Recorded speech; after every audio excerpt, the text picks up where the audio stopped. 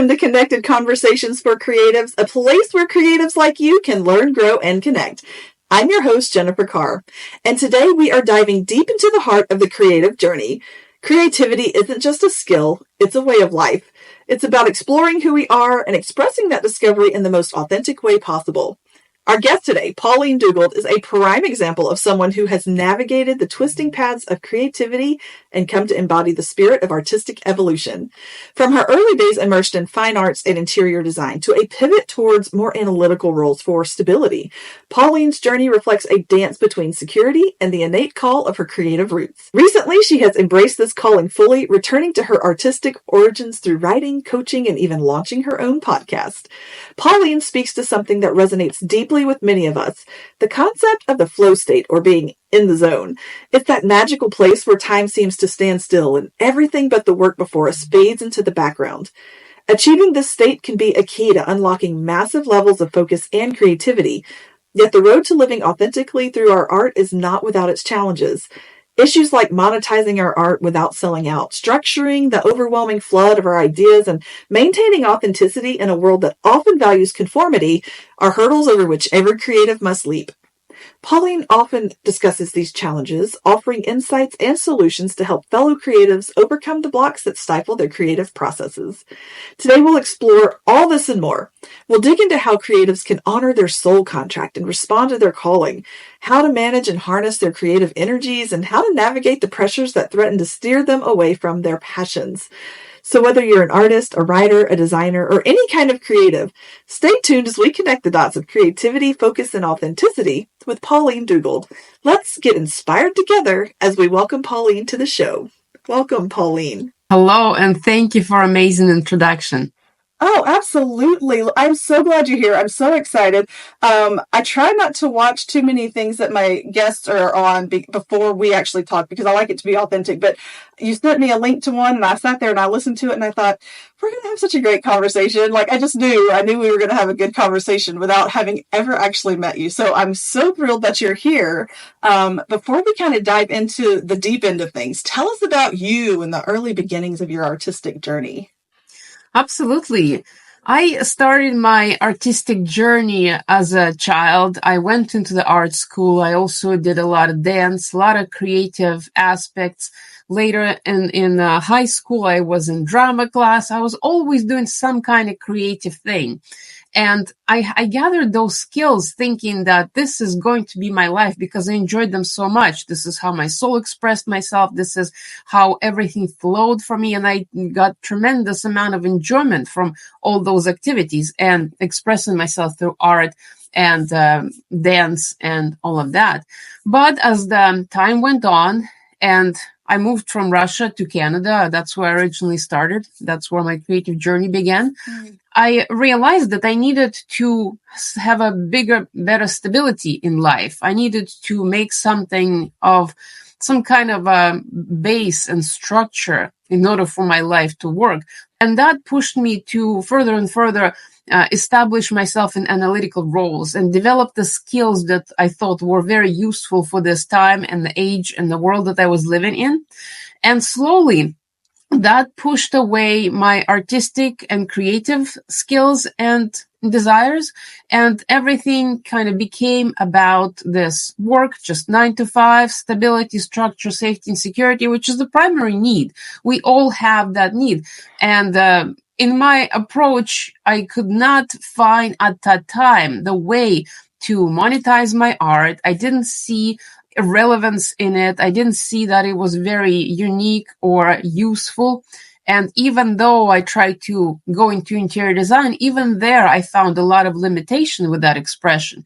So I just continued focusing on analytical and logical aspects, which was project management, which was all the roles pertaining to the corporate world of business, etc. And eventually I found myself in the desert. when I have expended all of myself in all those avenues and nothing else was coming back to nourish my soul. And that was the journey that really started me thinking, how can I reconnect with myself? How can I reconnect with the inner artist and bring back the creativity that brought me so much joy early in life? And that is where I have arrived today with a podcast and coaching practice and returning to painting and all of those aspects of myself. It's so true. I was very similar in that I grew up thinking, creativity has always been part of me. Writing has always been part of me. Music was always part of me. And I really thought, when I was moving into high school, all of my friends voted me like, they were like most likely to be a future symphony orchestra conductor, because music was just like, I lived and breathed music, all things music. And, but it was one of those things that you have to be so very good at something. You have to be like the best at it in order to get to that point. And, in high school, you don't know these things. And you think, I can just it's a hobby at that point, right? And so I didn't know how much I would miss it until I didn't pour my heart and soul into it and make it part of my everyday life after high school. And so, yeah, like you do find that desert place where you're like, something's missing. But as soon as you find it, it's like that oasis in the desert that makes you go, oh, I'm home again. You're so much more comfortable and things kind of click into place, surprisingly, at that point. Well, one of the things is we experience as young adults, as we transition out of our childhood, where everything is taken care of, all our needs are provided for in most cases, we then have to establish ourselves, establish our own identity, and it takes time. Nobody really teaches it in many aspects of how to transition and bring your creativity and make it work in the world, which requires you to be a certain way in order to achieve certain things. So we go to the extremes. As creators, we look at the world outside and we go all the way to the extreme because we want to be independent. We want to have security and independence and stability of ourselves. And art takes a very long time to develop that stability through. So sometimes it's hard to balance the two, and one thing gets sacrificed for the other. That is so true. And I think also we fail to, because we homeschool for very specific reasons. And that's because our kid, to us, she has skills that a school is never going to touch, right? A school is never going, because there are so many kids that can't individualize education and experiences. She has artistic talents and abilities, and we want to foster those. But I also want her to know that it takes a daily grind. It takes the hustle. It takes the, all of these motivational keywords, but it's true. You can't just say, I'm going to draw today and be stable financially tomorrow. So you do have to find that balance, and it's so hard. And so I wish that more schools and fine art schools don't do it either. They focus on the art and they forget to tell you there's also a business side to it. And so I'm really excited to kind of dig into that with you and talk about that. But first I want to ask, was there a moment, like a particular moment that kind of catalyzed your change that said, I've got to reconnect with my creative roots? Like, was there just an aha, or was it just a process? There was actually a moment. I was trying to get full-on accreditation for interior design, and it was a rigorous process with 3 tests which were based on experience. And having difficulty getting into that in that profession for 10 years or so, I was lacking certain experiences. Because in order to get into that profession, I needed to have experience. But in order to have that experience, I needed to work in that profession. And if for some reason that required me to work for free, which I couldn't. So that created a gap in my knowledge. And as a result, I did not pass those tests, which I was hoping would lead me to that expression in the interior design industry, calling myself an interior designer. And so that was the moment which really catalyzed my trajectory into another way of being, and into really starting deeply looking at myself and uncovering all the aspects that had been in a way for the last 20 years for me. All the psychology, all the limiting beliefs. That was the moment that I really started looking deeply at myself without blaming the circumstances. I stopped being feeling frustrated at the industry that I couldn't get into. And I started looking at myself more deeply as to what exactly was going on. Why did I end up in a place that I ended up in a job that I did not enjoy, where the dreams and hopes kind of crashed at that moment. And so that led me on the journey of self-discovery. Then I discovered the flow state, and everything else is history. But that was the moment. So in our biggest failures usually lie the biggest opportunity for growth and exploration.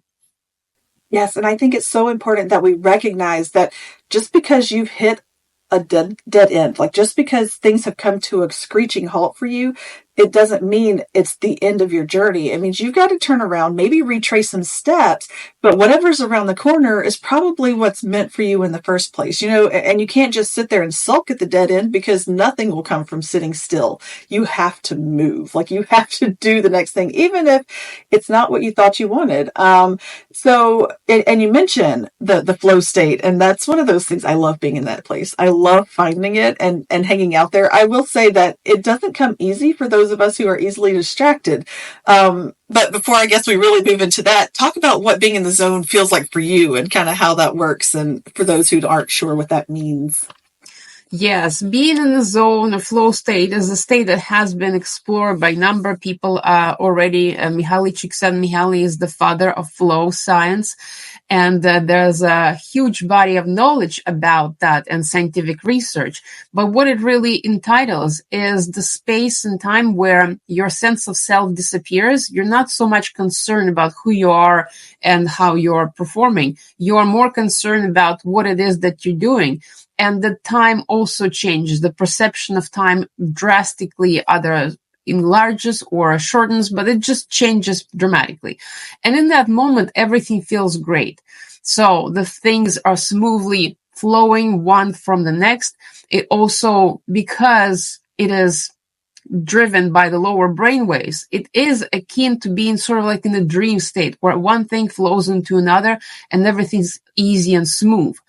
However, that state has to come from a lot of practice beforehand.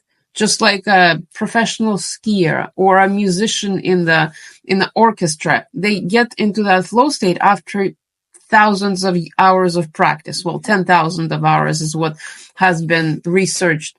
But deliberate practice is the prerequisite for that flow state. So even though we all like that, we all like being flowy and not concerned about the time and space and ourselves, that actually takes a lot of time and effort to get into the ability and capacity for that state to be present. Yeah. So how do you coach clients into that? How do you coach them to sit still? Because I think that's a problem we struggle with just in the world in general, is sitting still and shutting out, because we have constant notifications. Like my phone is sitting here notifying me that people want to take my time or get my attention, but you can't let that happen to be in the flow state. So how would you coach somebody into shutting it out and finding their flow state? Well, that's exactly, you just mentioned attention. You have to protect your attention. There is a demand on our attention from everybody out there. All the social media platforms pay for the eyeballs. They pay for the attention. The more attention you get, the more you can get out of it. So the whole point is, how can you protect your own space and time? How can you turn off the notification? How can you be disciplined to create those spaces and times in your day when you're not disturbed? It is said that it takes about 15 minutes to get back into that focused state once you interrupt it. So let's say in a matter of 8-hour working days, if you're interrupted every hour, then the amount of deep work, the focused work, will be negligible. So it is very important to be able to understand, but it also requires a person to understand themselves. Because what works for me will not work for you in most cases. It has to be individualized. And there are a lot of blocks to the flow state that are very individual, very personal, and they have to be uncovered, and then they have to be removed. So whatever interruptions for one person may be different than for another. So in my work, first, we decide and discover what is the flow state itself. What does it represent? What is the ideal place for the person to be in? And then we discover what are the things that are in the way. And it also relates to even kind of if you think about the Star Wars analogy, the Force. The Force is the creative energy that flows through us. That is what creates the flow state. And what blocks the Force, what blocks the energy? All kinds of things can block it. Poor sleep, bad nutrition, not taking care of environmental aspects, beliefs. There are so many things that could get in the way of that full flow of creative essence. And so that is what is required in order to be in that flow state. That creative energy needs to be unblocked. There needs to be a proper channel for it, proper space, and a dedication towards coming back and honing that skill over and over again, for which the person requires to have this connection, that deep soul connection to that activity in order to keep coming back to day after day after day for months and years. Yeah, we forget that creativity is it is a state of being. It is a way of life, and therefore it's a holistic situation. We're talking body, mind, and spirit. That's where art comes from. It's not just your brain. You're not just imagining things. That's your whole body. And it's funny because I knew this on very base levels going into becoming an author and writing my first book. What I did not realize was how involved a person's soul gets in their art, because I had never used it as such an outlet. And then I wrote a book and I thought, wow, I haven't been to therapy in years. And it kind of felt like this massive therapy session that I had just kind of dumped my soul into these characters, into the story. It was my time, it was my energy. So yeah, we forget that it is a holistic experience and that we have to take care of every part of our being, of our lifestyle. And I love that, you related the flow state to the brain waves of dreamlike states. How do you sleep best? It's not with loud noises. It's not with, your phone in your hand, and it's not with an uncomfortable space and the temperature has to be just right. It's the same thing. You have to find that area where your body is most comfortable and relaxed. Otherwise, you will find yourself picking up every vibrating device next to you going, oh, look, somebody wants to talk to me again. Yeah, exactly. Because we have this capacity for tuning into things in our environment, which when they are present, we all of a sudden go there and we pay attention to different things. And the vision itself that we have, the mechanism in which the vision itself works is very expensive. That's why we cannot see the periphery. That's all very fuzzy. And what we see in the small circle in front of us is very limited. And so for that is all our attention kind of pours into that small aspect in front of us. So when we keep shifting attention from thing to thing, from device, from thought to thought, that is where we lose our energy, and our creative energy kind of gets leaked away.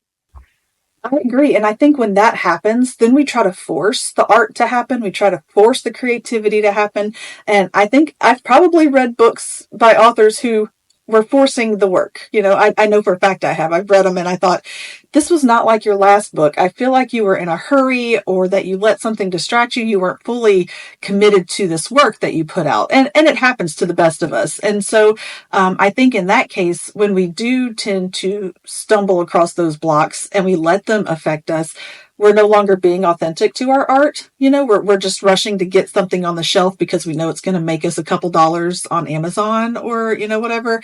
And so how do we overcome those blocks so that we can be authentic? And then I want to talk about the authentic self-expression we have, when it comes to our creative process. But how do we get over the biggest blocks? What are some of the biggest blocks you see clients facing, and how do you help them get over that? Well, that's a great question. And that makes me actually think back to the podcast that Andrew Huberman recorded with Rick Rubin, who spoke about the process of creation and how the outcome should not be in the focus. It should not be even considered The whole point is just to be creating. And that is the whole purpose of authentic self-expression. Because if you're thinking about what the outcome should be or what it will be like, it all of a sudden puts you into that critical mind, that critical thinking, which is similar or the same as the beta brainwaves, which is the stressful kind of consciousness. It is our daily living. We live in the beta brainwaves. It's a rather fast. That is how we're able to just function in the day-to-day living. But that state is not conducive to creativity. And that is number one block, essentially, thinking and overthinking and stressing about the outcome, what it should be like. Will people like it? Will they not? Will I make money? That is all overthinking. And that is all in the mind, in the brain, in the head. And that is the number one block from authentic self-expression, from creativity coming out. And everything else is kind of tied to that. And that's why meditation works so well in that regard, because it instantly slows down the brain waves. The moment you close your eyes, you automatically slow down to one brain wave lower. So that is the number one thing. And then beyond that, there are limiting beliefs that people have about art, about what they were told about how monetization of the art is, the pervasive belief that artists don't make any money, or that starving artist metaphor, I don't know where it came from, but starving artists cannot create anything at all. So the basic needs have to be met. So that kind of idea, the fact that if I will be creating, then I will be starving because nobody's going to buy it, those kind of limiting beliefs and thoughts, they will limit a lot of progress, a lot of self-expression. And below that, there's perfectionism, trying to make the art perfect. Well, first of all, you can never make art perfect. It is the way that it is, and it comes out the way that it comes out. Trying to make it perfect is lowering the standard, because there is no such thing as perfection. So things like that. And I've actually combined all the aspects that I find the most. I wrote like a little book and a guide for people to see what are the common creative blocks and a maps to them, because it also relates to the levels of consciousness. And what are the levels of consciousness? Those are related to our emotional states. If you are in anger or depression or any kind of lower vibrational thoughts and feelings, it will be causing you to be in a lower consciousness level, from which the lower thinking comes from, and the more limiting beliefs stems from that. But if you elevate towards understanding, towards neutrality, and if you can, towards unconditional love, which is the very high level of consciousness, then that clears up a lot more space. It elevates the thinking, it elevates the energy, and that helps to promote the flow of that creative energy within. So those are the basic aspects of what usually blocks the creativity. Oh, yes. I mean, you hit every nail on the head. I think that was such a great explanation of each one. We're definitely going to talk about where to find your book for everyone to get a hold of it, because I think that it's something that creatives, we know that we're emotional people. We know that, people in general are emotional beings. That's why we love art, because it speaks to our emotions. It pulls something from us.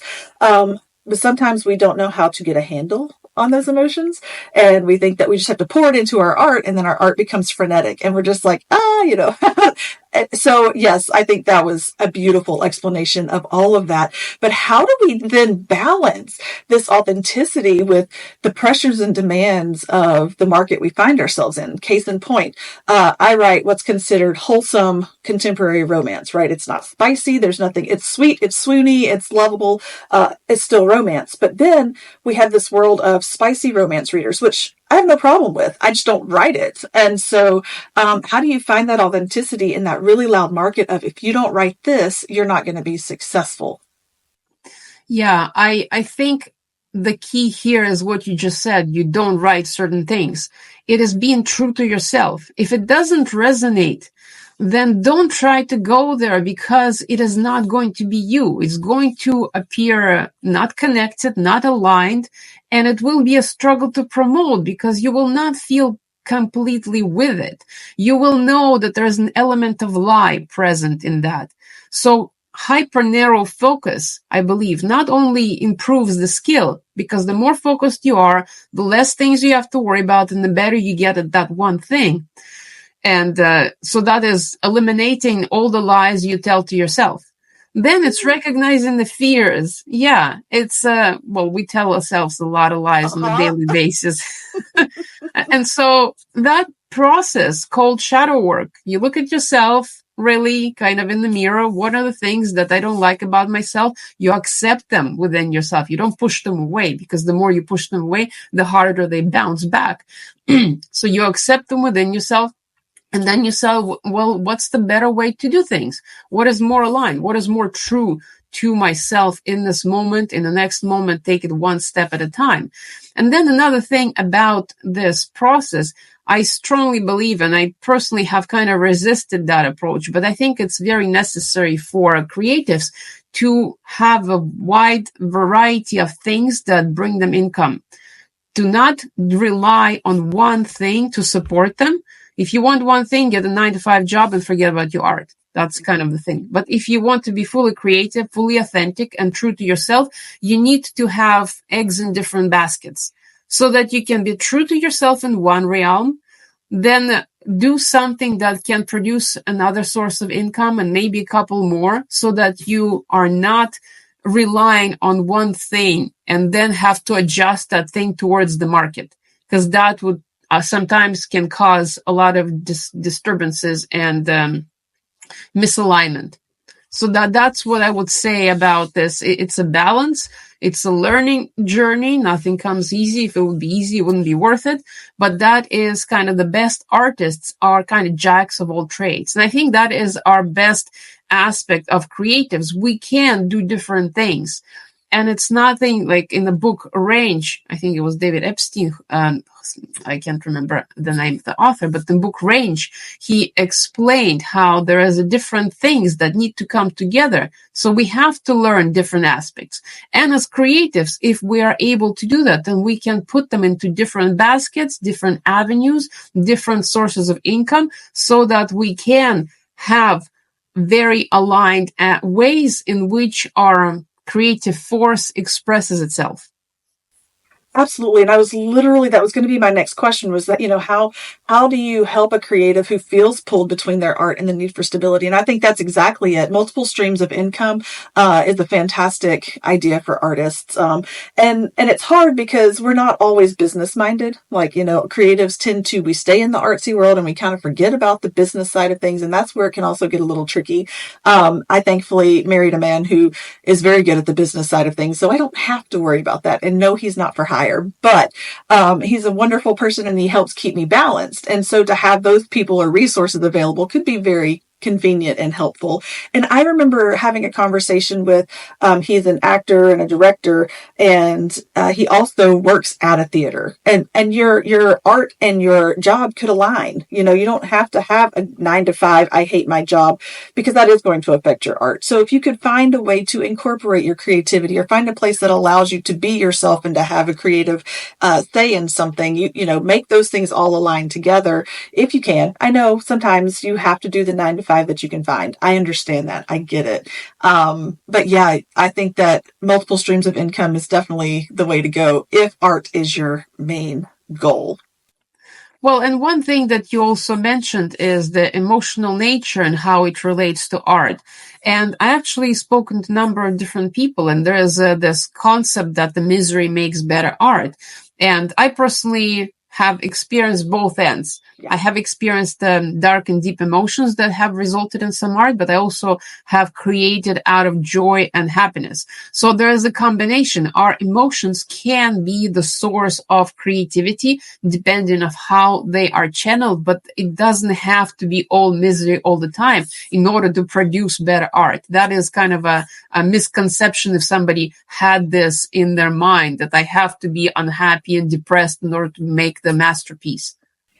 I agree. And it's not healthy to stay in that state of mind. Like it's not, it will overflow and impact every part of your life, or every part of your life will impact or stop the flow of your creativity. And so, yeah, no, I get it, because yes, I can write some pretty emotional things on my very emotional days, but to stay there and to dwell there, I am not a pleasant person afterward. Like you you cannot.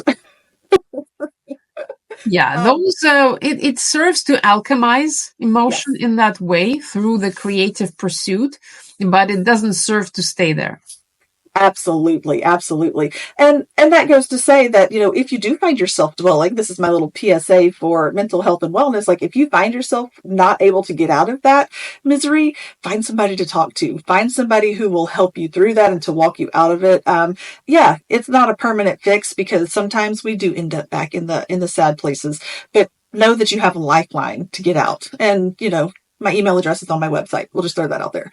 Um, so you had mentioned in our pre-show communications the idea of a soul contract, and I was intrigued by that. And so can we elaborate on that concept?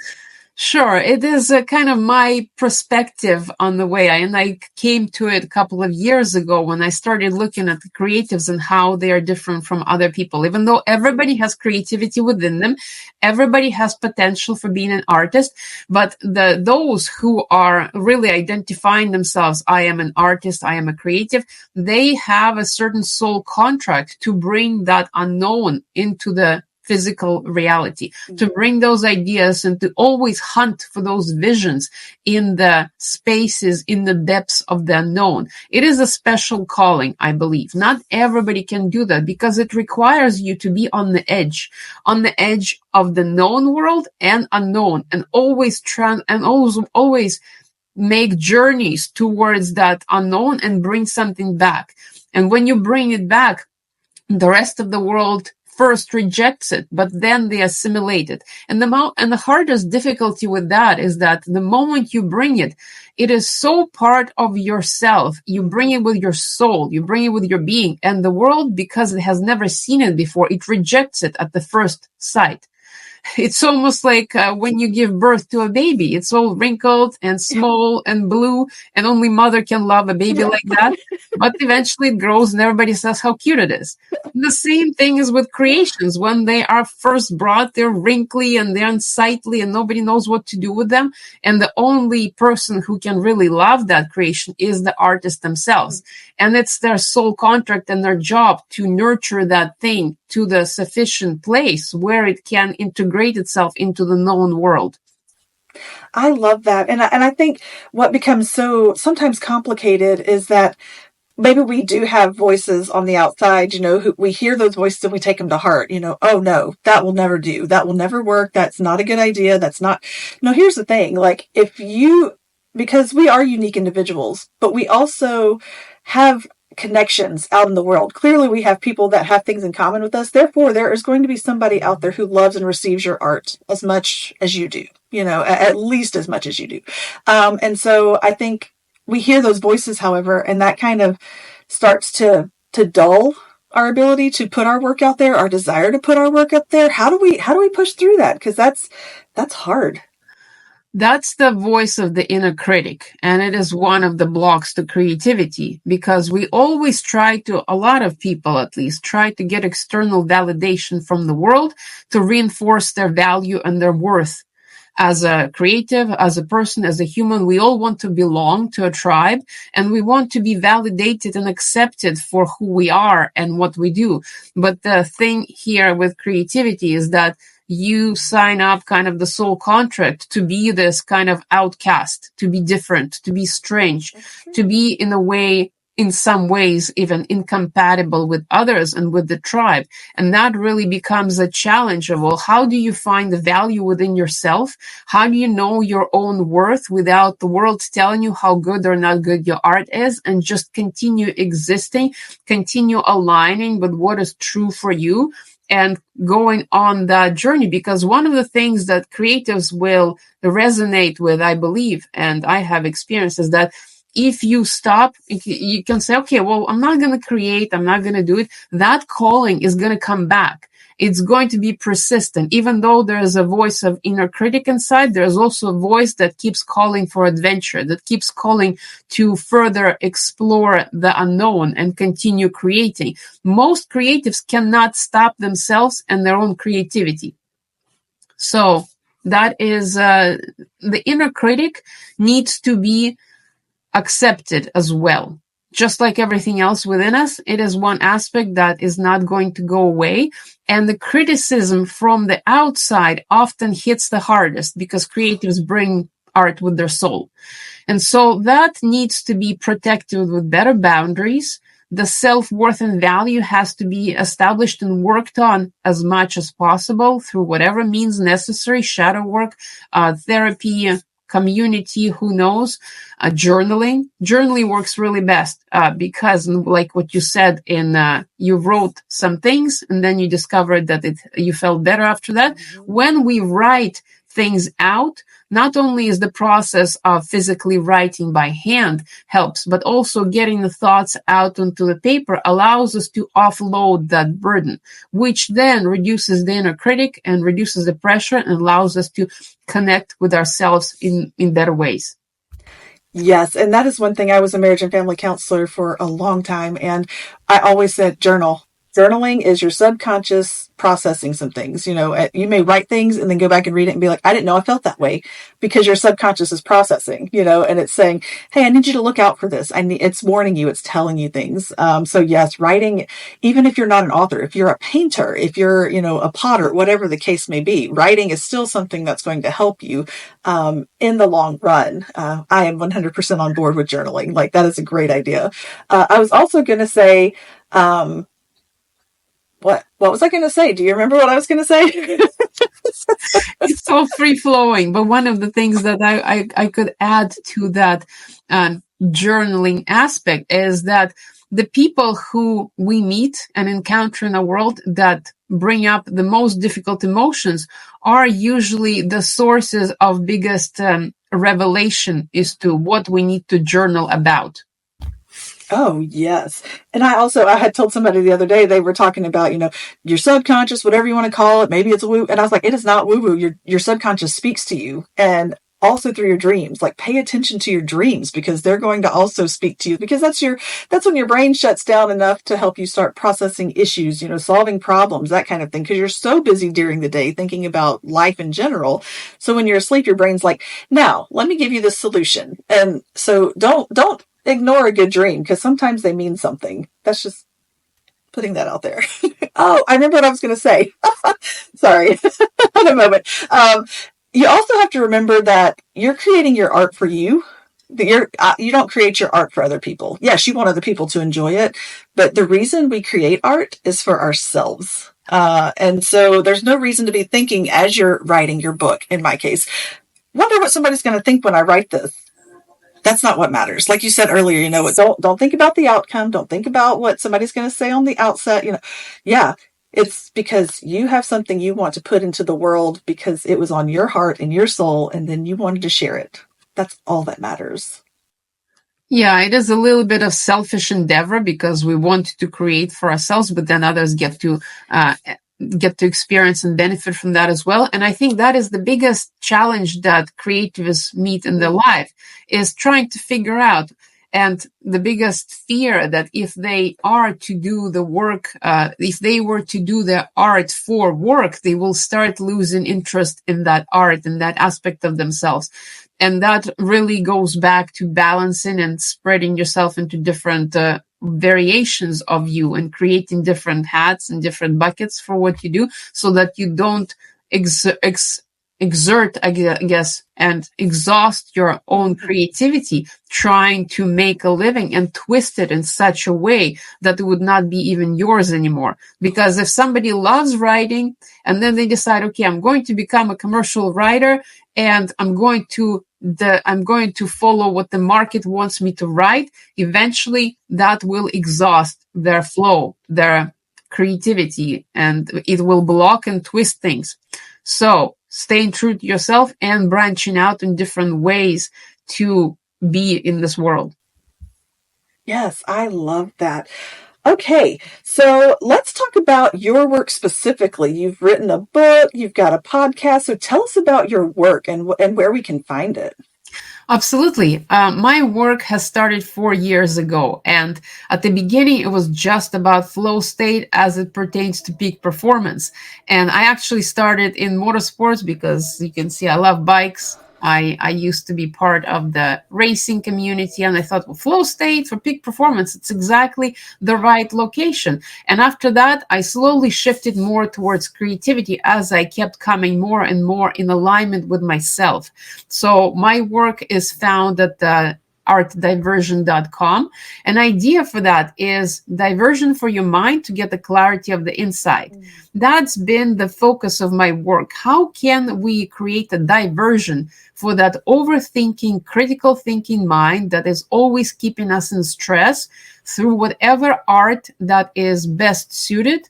It could be drawing, it could be painting, it could be sculpting, it could be gardening. That is the art.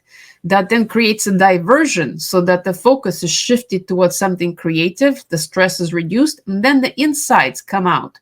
When the insights come out, that is clarity, that is vision, that is the identification of what is true, what is not, and that leads to alignment, which then leads to further peak performance and satisfaction and fulfillment. So that has been my approach in working with my clients, identifying who you are, what is your preferred flow state activity? What is blocking? How can we create a diversion for your mind so you can stop overthinking how you're not being creative and instead do something so that you can understand things about yourself that otherwise are invisible? Because, like they say, you can't read the label when you're inside the jar. So my work has all been Good. about showing and reading what is on that label as you are sitting in a jar trying to figure it out. That is the best. I've never heard that analogy, and I love that because I'm thinking from inside the jar, everything is blurry or backwards, or it just makes no sense. And like, I could visualize that. So I love that. That's good. Okay, so we are to the point of the show where we're going to flip the script a little bit. And I'm no longer the host of the show. I'm going to let you be the host of the show. Since you have experience hosting a podcast, I think this is going to go swimmingly and perfectly. So take it away. Absolutely. I love it. And so to begin with, well, tell us how your journey began with this podcast. What is your story? How did this all originate and arrive at this now present moment? Okay. It's not a super fun or inspiring story, really. I mean, I decided I wanted to write a book is where it started. And I only did that because I had a dream and I needed to know how my dream was going to end. So I started writing a book. And then I thought, I don't know how to write a book or publish it for that matter. And so I started thinking, how can I talk to people for free about how to do stuff? And so I was like, I'm going to start a podcast because I can't be the only one asking these questions. And so I started talking to writing coaches and teachers and interviewing them for other people to hear the interviews and providing platforms for other small, businesses and artists to maybe they have marketing experience and they wanted to share their marketing experience. And so I was like, we just wanted to create a community. That was my whole goal, was to create this community, this network of resources and artists who could all say, hey, I'll help you, you help me. We're going to get along great here. And then it just kind of morphed into finding anybody who wanted to talk about their work, because I have loved just hearing people's stories. Like, that is something that I didn't know that I wanted to do. I was a counselor, and so I always hear all the hard stuff, the rough stuff, I'm never going to get through this stuff. And so then to turn around and be like, I'm going to spend 4 hours today talking to different people about their good things and their happy times and their work and their successes. And so I love that. I just love being able to celebrate with people. And so that's kind of how we ended up here. Wow, that's amazing. And what I like about what you said is that it's not very inspiring story, but I think a lot of creatives will find themselves in a place that their other beginnings are average or their current life is average. I mean, no big tragedy has happened. Not everything is kind of been smooth. I had a good childhood, then I had a good teenage years, then I kind of had a good meal. It doesn't make for a good movie. Yeah. And not And I think a lot of creatives, because we are so focused on the plot line, on the twists, on the intensity of the creativity and creative expression, we look at our lives and think, well, it's nothing special. It's like there are other people who go through such big traumatic tragedies and they come out all heroes, and those are things are inspiration. But us, not so much. And that affects our perception of ourselves and perception of our value as a creative. Because I think a lot of times we think, well, if we haven't gone through something traumatic or something great or something tremendous, then we are not as worthy as somebody who has. And that is the biggest detrimental force in creative self-expression, because it lowers kind of the self-perception and whatnot. And then what you said about community, that is so important for us as a creativity can be a lonely journey. You're already feeling like an outcast. You're different. Some people may not understand you because you're the only one with that vision and nobody else can see it until it's really materialized. And so you're struggling sometimes in the dark all by yourself. And that creates a lot of sadness, a lot of loneliness. And so community is very important for creatives, for the mental health aspects, and just to reinforce their own identity and their own value to themselves and others. Yes, and it's so funny because I am, by nature, I am introverted in that, I can have a conversation. It might get awkward sometimes, but I'm not going to be the person who wants to go join the crowd, and that does not energize me. That drains the life from me. I married an extrovert. Bless my heart. No, like I love him, and I'm so glad that he loves people. I love people in limited spaces, right? And so this to me, like this will energize me, and then I will need to go sit on the couch for an hour and kind of process, and then, we'll come back and do it again later. But I love the community aspect of it because I know that I have several contacts that I've made with people who, because of somebody else I interviewed on the show, she'll email me and say, hey, I think they'd be a great resource for you. Or, hey, so-and-so, let me introduce you to Jennifer because, and so I have just loved actually, kind of expanding my circle, which I never would have said before. Yeah, and what you also said about dreams and how you wanted to complete it, it's very metaphorical way to think about it, because we all have dreams and we all want to know how they're going to end. So by writing and by creating, we can actually control our destiny, and we can guide the way our dreams complete, the way we want them to complete. Because we are creatives, we can create our own reality. So it's almost like you innately experience that and then put it into practice, which is very interesting. It is very interesting because I've always been if I'm going to remember my dreams, it's because they were very interesting, very vivid. And this one was, and I thought, oh, why do I want to know so badly why it ends? Like, why was that? It just stuck with me and I couldn't stop thinking about it. And so I wrote it. But yeah, like you're the author of your story. You're the artist. You hold the paintbrush, whatever your medium is, like you're in control of that final design. And yeah, you may have some edits along the way that you've got to make, but in the end, that's your story. And so, yeah, take it and make it yours. And don't let somebody else take your pen, like that's very important. Yeah, it's like they say, this is the dream. We are dreaming the dream. And within the dream, we have like nightly dreams. But the whole reality is kind of, we're going to wake up from it someday as a final destination. But while we're in it, it is a dream.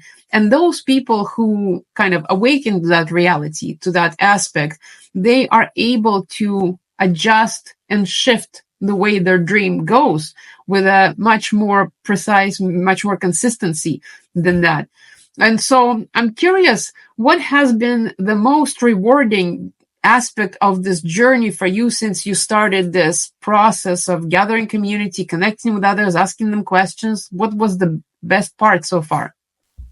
Finding my voice. I was having this conversation last night with somebody. I said, I grew up in my childhood was not bad. It was not traumatic or, not especially if it was compared to maybe somebody else's, but, it was a best seen and not heard kind of situation. You didn't express your emotions. It was very, and I love my family. It was just, that's how they were raised. That's how I was raised, and so, it was a very I had a good life and I was a happy child, but I didn't know that I had an opinion. I didn't know I was allowed to have an opinion. I didn't know I was allowed to express myself the way I was feeling or anything like that.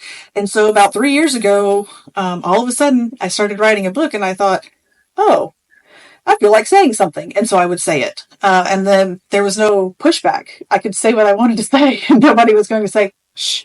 And so just in the last few years, being able to find a voice and say, not only am I, speaking out how I feel and my expectations and my desires and dreams and that kind of thing, but I'm allowing other people to do the same thing. Maybe they wouldn't have a platform somewhere. So finding my voice and then giving a voice to other people who are also maybe in the same boat I was in and are trying to find their voice, like that to me has probably been the best part of this whole journey.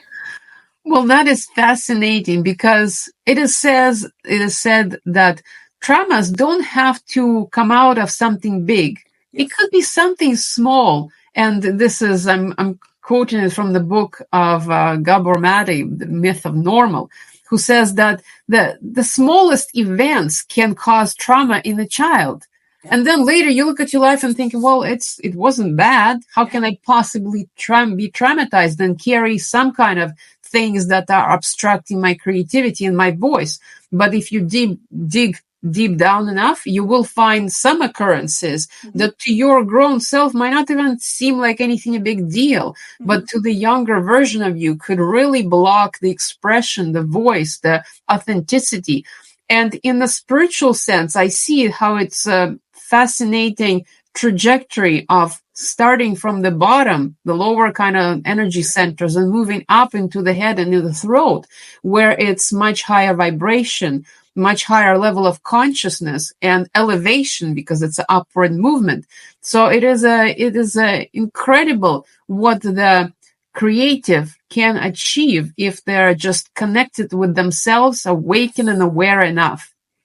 Yes, and sometimes we struggle to sit down and be still and quiet with ourselves because I think sometimes we're scared of what we're going to find if we do that. But the revelations that you will have, the ability to just get to know you a little better. Who do you want to be? Who do you want the world to know you as? And I'm not talking about being a chameleon necessarily, but I am saying like be your real authentic self, like we were talking about. And I think you will find that creativity comes so much more freely. Like it does put you in the flow state. Yeah, as we grow and evolve, we layer ourselves up with masks that we think we should be wearing in order to be accepted in the world. And at some point, we reach a moment where we start to unravel all of that things that we have wrapped around ourselves. And the more you unravel, the better the creativity comes through, because that's essentially removing the blocks from that jar that prevents you from seeing very well out into the world. Absolutely. So I'm going to ask you another question. Tell us about your podcast, because that sounded like it sounds like a very fascinating. I looked at it. I didn't listen to it because again, I didn't want to know you before I knew you, but tell us about it. Because I was like, I need to go back and listen. Yes, my podcast originally, I've been doing it for a couple of years now. It has 27 episodes, and I originally started it by focusing on the motorsport experience because I was still in the motorsport world. I was having conversations with people and how they experienced creativity within the sport itself. And out of that, I then transferred it into the more creatives and more open subject matters. And I've been interviewing people to find out what has been keeping them reluctant. The podcast is called Reluctant Hero because I believe we're all on a hero's journey, like Joseph Campbell says, and it's in every book and in every movie. A plot line is based on the hero's journey, and we ourselves are on that journey all the time. And at the beginning comes reluctance. We don't want to start on that journey. We want to stay safe. We want to stay wherever we are. We don't want to go on that adventure. And that reluctance is preventing us from full, authentic self-expression. So I've been interviewing people to find out what has been keeping them reluctant and what have they done to overcome it and where have they gotten after. So people could see and hear and get inspired. So hopefully it would motivate them to overcome their own reluctance by hearing how others have dealt with that. I love that because it's true. Like we don't. And I think sometimes we underestimate what comes after we put our art out there. If you do plan to make money from it, you do have to talk about it. You do have to get to know your art better than anybody else. And sometimes that there is some reluctance there because I'm thinking, what if I talk about my books and nobody wants to read them? That's again, there's that critic coming from inside, but there is that reluctance to put yourself out there, but you have to. Yeah. Yeah, it's basic aspects of branding and promotion. So branding, we talked about being authentically true to yourself, knowing who you are and who you're not, who you're talking to and who you're not talking to. That is the brand. And then the promotion is talking about yourself. It is showcasing your art. It is exhibiting the best options and best versions of it and not shying away from the light. That is the basic premise of the business. So it applies to every aspect. It does. And it is scary. But at the same time, the longer I spend getting to know my work again, because my first book is 2 years old. And so getting to know, which is hard to believe, but like getting to know those characters again, it's such an honor because I'm like, oh, I fell in love with you once before. I get to do it all over again. And so there's just something rewarding about it. And so, yeah, get to know your art and don't be afraid to talk about it, even if it is scary sometimes. Yeah, the fear comes from that expectations of criticism, because that will then affect the value and self-perception. The moment when those things are uncoupled, it is no longer scary to talk about your own creation because it is not attached and the value is not attached to the opinion of other people. Whatever they think about your art is none of your business. Yes. And we're done, everybody. That was the main point of this show today.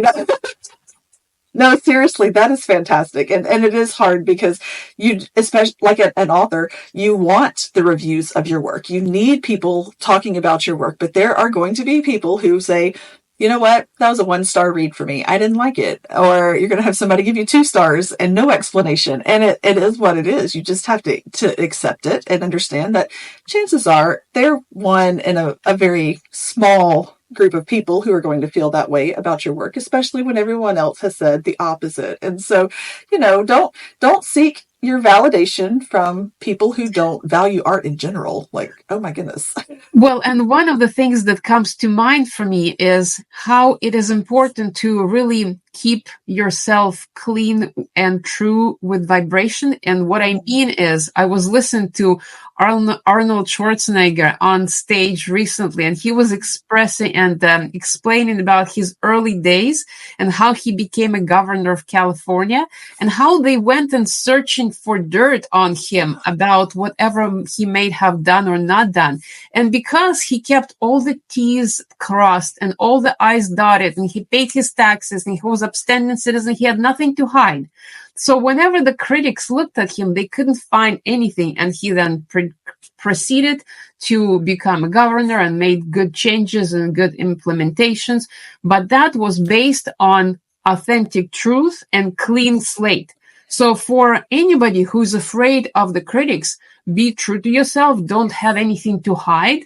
Keep a clean slate. So even if the bad critics arrive, they can only affect you at the minimal level. And in that case, no publicity is bad publicity becomes a reality.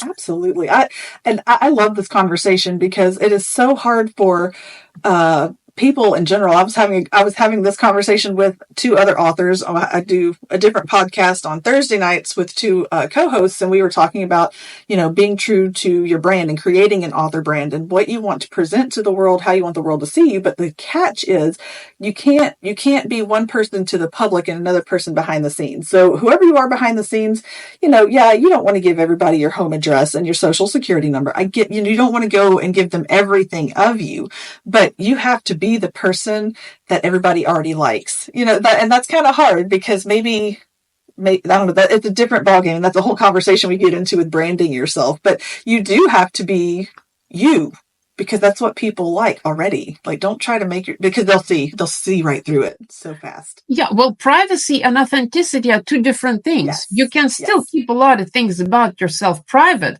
but being authentic, being who you are behind closed doors and in front of people is something that people appreciate, and that's how what builds trust. Yes, exactly. And I will say, especially for readers, in that world, like they trust the author until they don't. And when you give them a reason not to, they don't come back. And so that's really hard. I don't know about other realms of art and creativity, but I know that in that world, that's the case. Yes, I think there's no more disheartening experience than having this perception of somebody in a certain way and then meeting them and finding that they're a completely different person. Yes. Oh, yes. And that is what, somebody will ask, well, who was your favorite person to talk to? And I'm like, well, the person I talked to on the screen, I like that version of them. But then I've met them in person and I thought, I don't think we're actually going to connect, so it does make a difference. It does make a big difference. Okay, Pauline, are you on social media? Can people connect with you on social media? Absolutely. I'm on Instagram, YouTube, Facebook. All the links are found on my website, artdiversion.com. And from there, you can connect with me. You can download the free ebook that I created about the maps to creative blocks. You can find the links to my podcast there. Everything is there. And I keep creating more and more to add to that collection. And some of my art is there as well. That's fantastic. Yeah, I keep looking at the paintings behind you, and I'm thinking I could get lost in a painting for hours. I will devour a book in a day, but like I could stare at paintings and just go, I wonder what she was thinking. I wonder how she did that, because that is not an art trait that a characteristic that I will ever have. Painting, not me. That's not for me. I tried, but I love them. Well, you paint with words. There you go. I'll take it. I can do that. I can do that just fine. I can describe that bike right behind you in like a beautiful prose, and it would be the best bike in the world. Well, and that's how they say, don't tell them, show them. And in writing and through stories, you are actually show them, just like I can show with paint, you can show with words. Absolutely. Well, you're very talented. Like they keep catching my eye, and I'm like, I need to look over this way, not behind her. Okay, I have one more question. It is the big question. Are you ready for your big question? Of course. Okay. What is one piece of advice or encouragement you want someone to walk away with if they hear nothing else today? Be yourself. Okay. It is easier said than done, of course. Yes. Of course, we understand there's all those things in the environment, but being yourself and aligning with who you are, being true to yourself creates the alignment. It automatically clears the path for the creative energy to move through you and even eliminate blocks on your behalf. So align with what you truly believe yourself to be and love those parts. That is, if nothing else, if nobody hears anything else from this podcast, being true to yourself and accepting all the different parts within yourself will set you on a better trajectory towards elevation, expansion, and growth. 100%. Like there's nothing to add to that. So with that, I want to say thank you so much for being here. I cannot wait to go back and listen to this again. I'm not even kidding. Like normally I don't care for the editing part of podcasting, but I'm like, okay, I need to get back and listen to that today. I'm so excited, Pauline. It was so good. Thank you for being here, for taking the time to be here and sharing with us, because if somebody walks away not getting something from our conversation, that's on them. Yeah, it was a lot of value. So thank you very much for this space, for this podcast. It was amazing being part of this experience. I agree. Thank you.